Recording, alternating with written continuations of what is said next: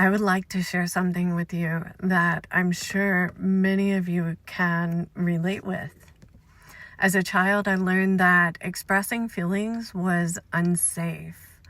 When my father said, "If you don't stop crying, I'll give you something to cry about," he meant it literally. When I expressed emotions, I was harshly punished instead of being shown how to process the emotions. So I adapted. I shut down and tried to be what others wanted me to be, quiet and agreeable. I tried pleasing everyone so I wouldn't be hurt again. It's important to know that when a child isn't allowed to feel the emotions, they don't just disappear. They get stored in the body, waiting to be felt, understood, and completed. As I grew older, those unspoken wounds became much louder. But since I didn't know how to face them, I numbed and escaped through addiction.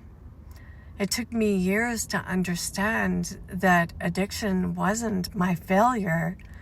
It was my way of coping. My healing began when I learned something I was never taught as a child. My healing began when I learned how to feel and how to process emotions safely. When I learned how to sit with anger, sadness, and fear instead of running from them. And now that learning isn't just for me, because when we learn to feel our emotions, we break generational cycles. We become the safe place our children need so they don't grow up believing that emotions are dangerous and they don't turn to addiction later just to numb what they were never allowed to express. This is how generational healing looks.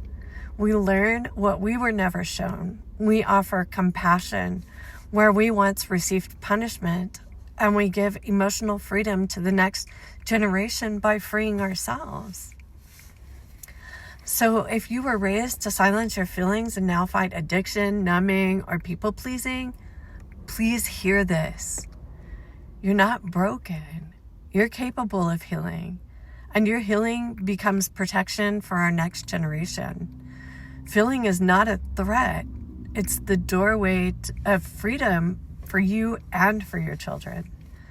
My name is Swastidananda, and I would like to share with you how I have been transformed